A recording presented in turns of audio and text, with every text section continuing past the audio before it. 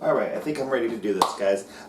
So I'm sorry it's still, mostly a cooking channel at the moment instead of being, as much with wrestling for right now. I will say, actually, let's go ahead and get this going first so that at least, I'm not wasting all of your time here. So what we're going to be making today is just going to be a basic risotto, and I'm actually trying a new method tonight that I've never actually done before. But it's kind of a combination of like different traditional methods of doing it plus my own experience coming into this. So I've already cut everything up, I've shredded my cheese, and I've got my garlic and onion and rosemary right here, and that's going to be going into the pan probably first here in a moment. I can put about half of it in right now. So I'm just going to try to get that nice little bit of browning going on there just to kind of get the ball rolling here. So yeah, kind of the update here. I have finally seen an orthopedist about the knee, and they he was an asshole, and I have decided not to go with him, and I'm going to be starting PRP, which is a platelet-rich protein, which they inject into the joint, and it helps it to heal faster, and it gets basically the platelets that you use for healing to areas that don't normally get circulation. So hopefully that will kind of get me to the mats sooner. And let's see, still taking a moment to come to heat here. So I'll talk a little bit about what's going on here cooking-wise. We'll just kind of go back and forth between different things I want to talk about today. I've got some vegetable stock already heated right here and all ready to go. What I've basically used is the Better Than Bouillon stuff. I could take the time to actually make a chicken stock, but I'm not going to do that. And I've got some water back here that is heating up, which I'm going to be using to blanch my cherry tomatoes here later. And I've got my chicken and pancetta already kind of started here. And I'm not going to put the butter in yet. So, now that I'm starting to hear this kind of stuff is starting to sizzle a little bit, get some of that aromatic going in there, I'm going to wait for it to start to get a little bit of color before I throw my chicken in and pancetta in. And you might be thinking, okay, well this is a bit early to be kind of doing this. The reason why I'm doing it is that I'm going to deglaze my pan later on, and I want to get that pancetta flavor and that chicken flavor out of the pan and into my risotto. So, we're going to do that. Alright. So I haven't quite gotten color yet, but I've gotten a good sizzle going. So I'm going to go ahead and I'm going to toss my chicken and my pancetta in. Boom. Now, for the amount of risotto that I'm making, this might not be enough chicken. And I do have like a rotisserie chicken that's left over that I'm going to be able to use, but we're going to be able to eat this for a little while. I will mention that I am using arborio rice, the proper rice to be using for a risotto, but you can use brown rice if you want to make it healthier. This is a white rice variety. It is going to be higher glycemic than what we necessarily want for like a dinner, maybe a lunch if it's like a pre-workout or post-workout lunch. Or even post-workout dinner, but you're probably going to want to have something with more fiber to it later on so that you can sleep through the night much easier and all that. So, yes, doing high sugar, low glycemic, or high glycemic foods right before dinner is not necessarily the best idea. So, and you can actually see, I'll show you guys here really quick, I've actually cut my chicken very, very thin. I've actually more shredded it than cut it. This is just going to give it a better texture inside the risotto, and you don't have to be using chicken for this, right? You can do shrimp, you can do pork. I'm not sure how I feel about beef in a risotto, but I don't see why not. I just don't know that I personally would do it. So I'm going to actually get this chicken all the way nice and cooked. And again, the reason why I'm cooking it now instead of towards the end is so that I can actually get some of that chicken flavor to come back up into the risotto.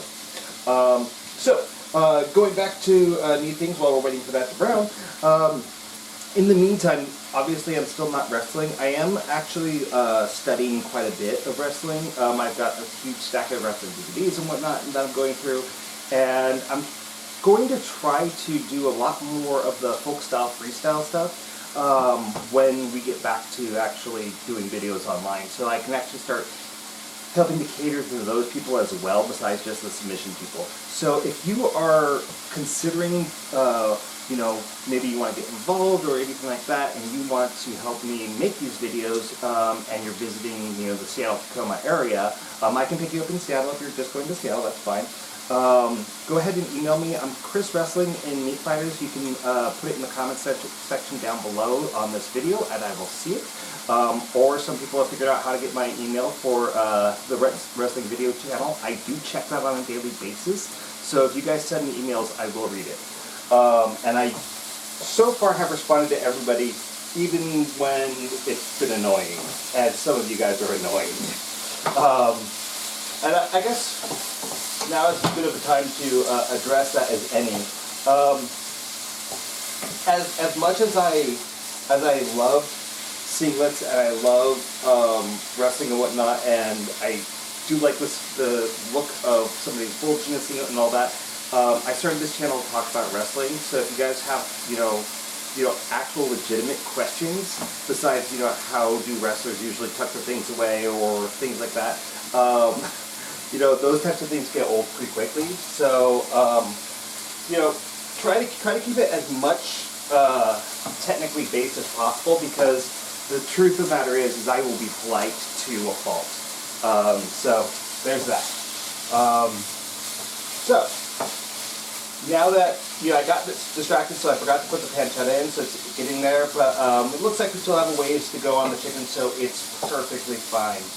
In fact, I'm going to put a little pause in here, and we will come back when this chicken is ready. Alright, so we're getting close here. You'll note that I did not salt my chicken before I put it in. There's a couple reasons for that. You can if you want to, but again, I actually watch my sodium intake because I've had a history of kidney stones. And I know I've mentioned that on several videos now, but the other thing is that I put pancetta in here, and I don't really explain what pancetta is. Pancetta is basically another cut of meat that's very similar to bacon. And so that's going to add a lot of salt flavor to this dish as it is, right? So, getting good here. I'm just breaking up a couple of these larger pieces of chicken and seeing if I see any pink in them. That's just going to be a good indicator for when these are done. I don't really want to go till this is like browned. I don't want this to be dried, especially since it's pretty much going to get cooked twice. So, let's scoop all this out.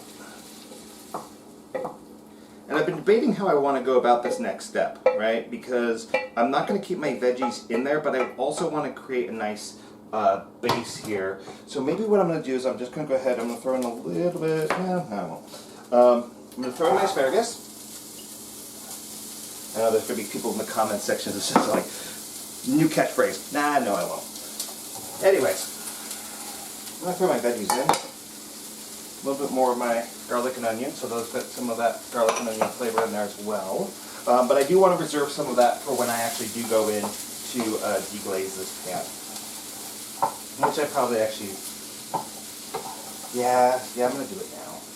You've got the chicken stock, that's going to flavor the rice enough. This is just going to help flavor the veggies. So what I mean by deglaze the pan is that now I've got all those, some of that, the solids from the pancetta. In fact, I've got this like lovely piece of just fat there that I'm just going to toss right back in the pan. And I've got that character. I'm going to throw some of these juices back in here. Yeah, baby. So that I can actually get more of that flavor into my veggies now. So, if you haven't seen me do this, I'm going to do it now. This is called deglazing your pan. And what I'm going to do, I'm just going to take some brandy at this moment. And you see the sherry, and you're going to wonder where that's coming in. That's coming in at the end. But, so, when you cook, and use and it's a little bit better if you're using like cast iron or something like that, or stainless steel pans that don't have the non-stick coating on here, or even my ceramic pans that I have, because they've got a nice texture to them. The food will actually cook to the pan, and that's a lot of flavor that gets lost. So when you dump alcohol in it, doesn't matter what type of alcohol you use, but the alcohol is going to impart some flavor onto it. So I actually like the flavor of brandy. In a pinch, when I don't have brandy because Costco stopped carrying it, I'll use vodka. Vodka is a distilled neutral spirit. It adds nothing to the character of the dish. So if all you want to do is lift up the character of the other ingredients in the dish, then you go ahead and you use vodka. But if you want some of that brandy character to make it into your final product, then go ahead and use brandy. So looks like I still got a little bit left in there, so I'm going to deglaze a second time. Yeah, you're probably going to get drunk just by watching me make my food. There we go. I'm also getting some of that brandy flavor cooked into my mushrooms, which are probably going to be what's going to be absorbing most of that flavor. And I'm not planning on doing water sports tonight, so the asparagus is okay, okay? I have seen risottos out in the wild that have asparagus in them, so if you're like, oh, you can't put asparagus in a risotto. Yes, you can, I said so. Yeah, just make sure that you're not doing like north-south position or anything like that tonight. You'll be fine. So very veggie heavy. We got a nice cruciferous vegetable. We've got a lot of the edamame from the mushrooms. Yes, there's MSG in mushrooms. It's okay. Deal with it. All right, so this is actually getting to the point where this is pretty well cooked. Now I'm just going to put it right back in this bowl here, and if I overflow, then I've got another bowl. All right.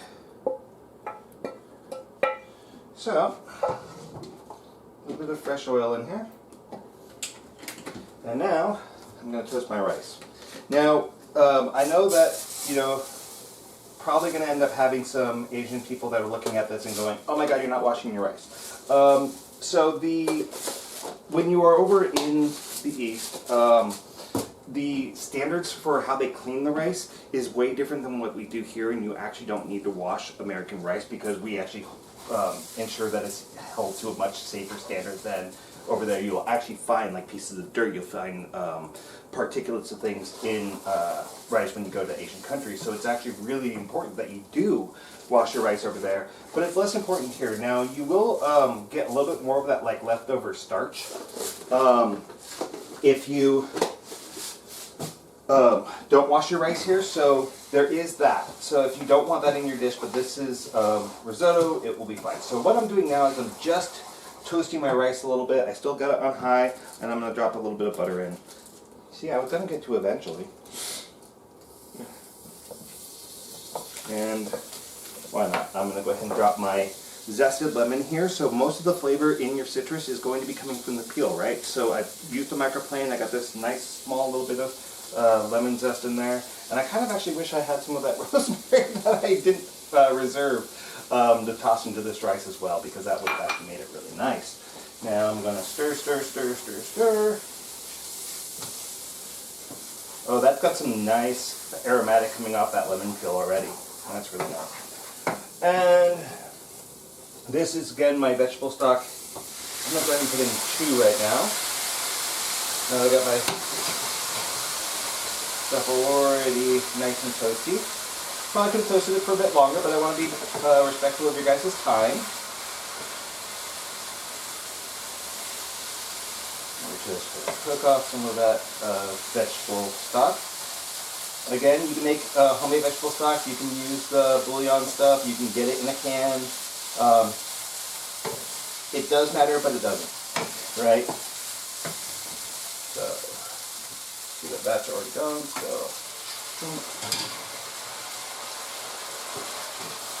So what we're going to do is we're trying to get this to the state of being al dente, right? So it's going to still have some resistance to the bite, but it's not going to be crunchy anymore. So this might take a little while, so I'm going to go ahead and give you guys a little break, and we'll come back when we get to a better spot. Alright, so it's been about 5-10 minutes since I last talked to you guys. And you can see we've actually increased our volume of rice by quite a bit. Not that I've added more, but just because of the water content that I've added to it. And I wanted to go ahead and stop for a moment to make sure that once it has absorbed this rice, because it's still way crunchy, I want to make sure that I have enough room for my sherry. And so, and also that I have time to cook off some of the alcohol in the sherry. Kind of a myth, but you know. Alright, so I'm going to give this a little taste of where we're at. If you're cooking for other, that's the correct way to test where you're at. That's the way Dad does it, at least. So, you know, But that lemon is definitely giving this a really, it's been really generous with the smell of it. And I kind of really wish I had more rosemary in there, but it is in with my chicken, so you know what? Fuck that. I'm going to pour this in and I'm going to go get myself more rosemary because I have it outside. It's from my own garden. It'll be fine. So I'm going to put in about a cup or two of sherry. This is supposedly, it doesn't say what kind of sherry this is.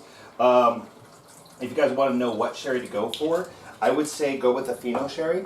It's going to have a nice flavor to it.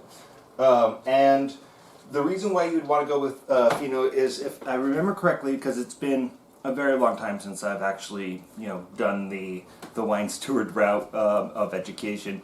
But with some sherries, and I believe the Fino's one of them, the reason why it has that nutty flavor is what they do is that they leave the casks open to the air for a long period of time, and because of the low alcohol content, it's not a sterile substance, so mold will grow over the top of the wine vats, and then they'll go ahead and scrape that off after it's been there for a little while. And the reason why they do that is then that mold will impart that nuttiness, just like with the cheese, into the finished product. So, yeah. I know, I just contaminated it. Whatever.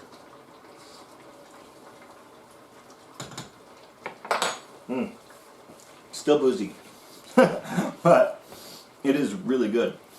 Alright, so I'm going to go ahead and get myself some rosemary and I'll be right back. Why yes, it was cold outside.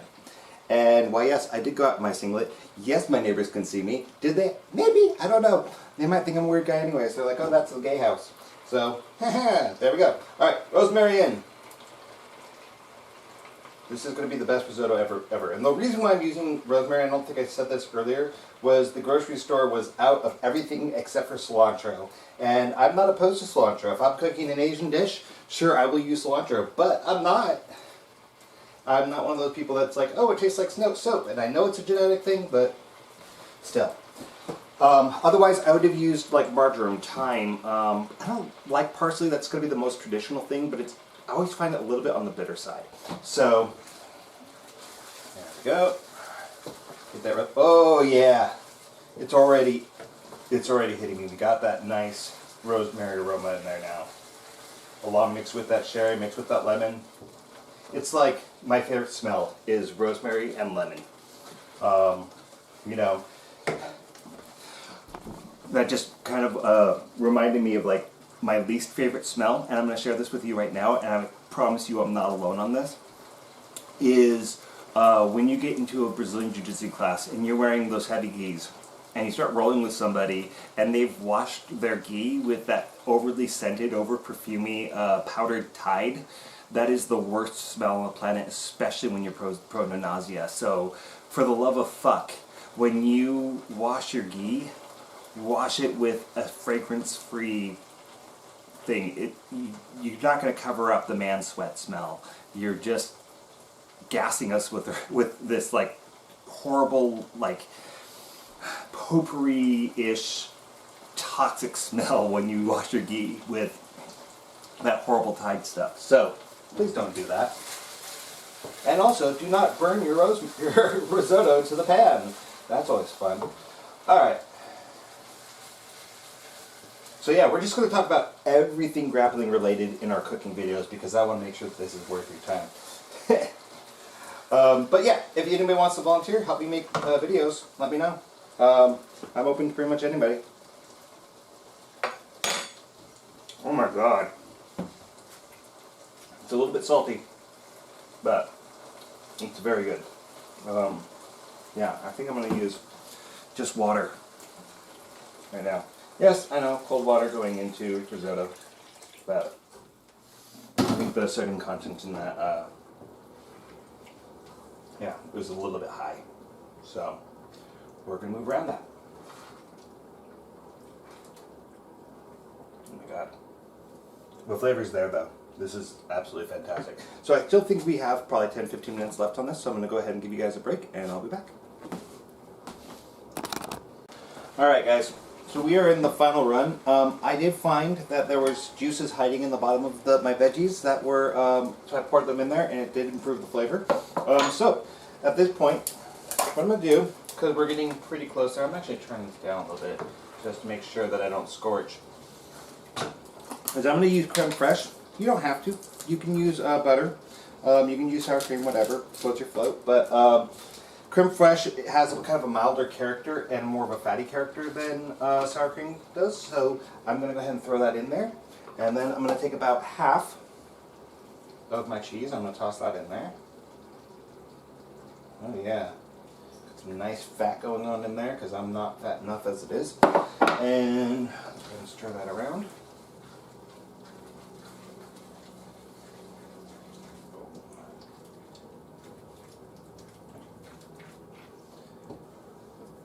So I do not regret throwing in that rosemary. That was the right move.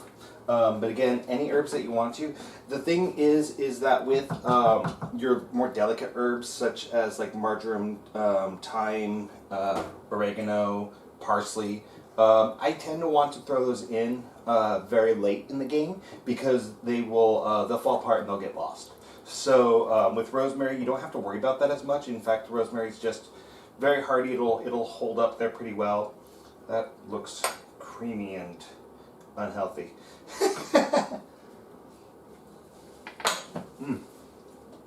Oh my god. That is amazing. Alright, put my veggie back in there.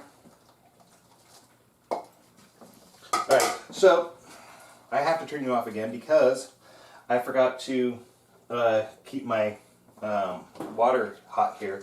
Because you've been probably wondering what's this bowl of tomatoes doing right here. So here's what's going to happen with the tomatoes. And I will let you guys see what happens there. But what I'm going to do is I'm going to drop them into a single layer of boiling water. And I'm going to wait till their skin softens and starts getting a little bit wrinkly. If I see some of them are starting to split, that means they're definitely ready. Okay? So we just want to kind of flash blanch them in order to kind of heat them up, and then they become like these little flavor bombs. It takes off a little bit of that acidity from the tomatoes and just gives them just so much flavor when you drop them in. Now, a little note on tomatoes. These were on the vines. I got them from Costco. If you have the choice, grow them in your fucking garden.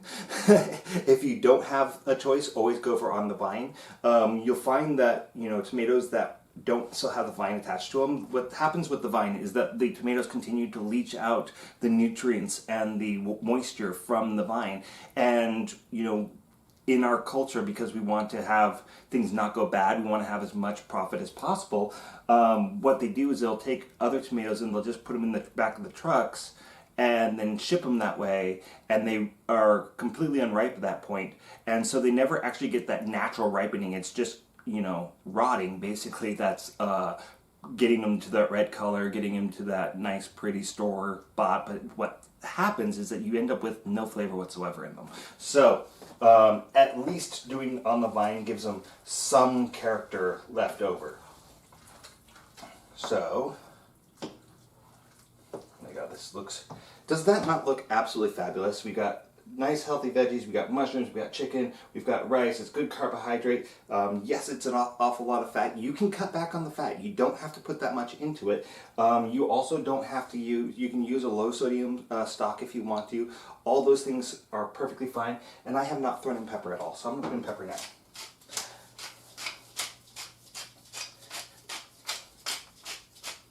Alright, that looks delicious. So, email me you guys' questions, as we go along. If you guys have concerns, you don't like how I'm running the channel or anything like that, tell me this. I'm here to help you guys as much as I possibly can. So help me do that. So talk to me, let me know what works for you, what doesn't. If you have questions about a technique, let me know. If I don't know, I will find the answer and I will let you know by any means necessary. So I will go and kidnap some college wrestlers and grill them for information. So whatever floats your boat, guys. So yeah, we'll be back when it's time to blanch these things. Alright, so I got a boil going on right here. So I'm going to go ahead and drop my tomatoes in. And one of the reasons why I wanted you to kind of see this is I want you to see how quick this is, because tomatoes go from firm and raw to overcooked really fast. So, there we go. Dropping those in.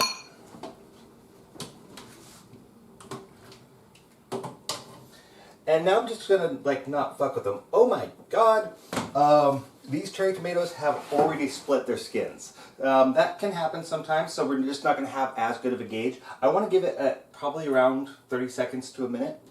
They're not gonna overcook in that time, but you guys can actually see. I'm gonna pull one of these out for you, so you guys can see that hopefully pretty clearly there. So you can see that that skin has already kind of peeled away there. And that's kind of what we'd normally be looking for, and it just might be the species of these tomatoes or whatever that they just have thin skins. I don't know. Maybe it's because they were on the vine. That's not the reason, but whatever.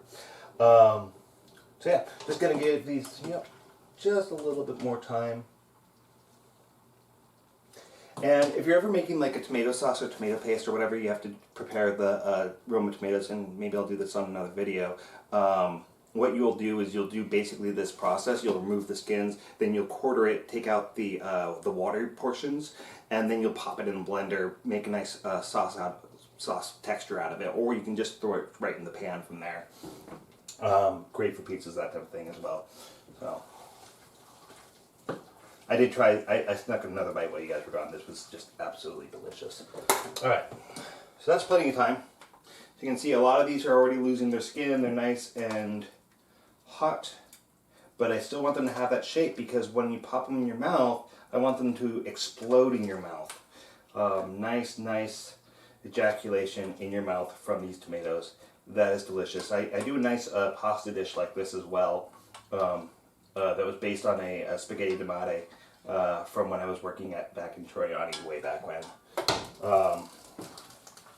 And so, yeah, nice little, that's one of those things, is having that nice little cherry tomato flavor bomb in there. And there you have it, guys.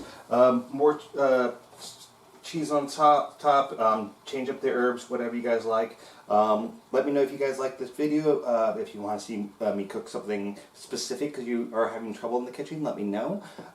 Anything I can do to support you guys. This is important because nutrition and eating well, super important for wrestlers. I also want to have more feedback on ways that we can create wrestling communities, wrestling clubs and that type of thing, and that's kind of what I'm hoping to move forward with here in the future, is finding more of a global way of like helping you guys and creating local communities. So let me know what we can do. All right, talk to you guys later. Have a good night.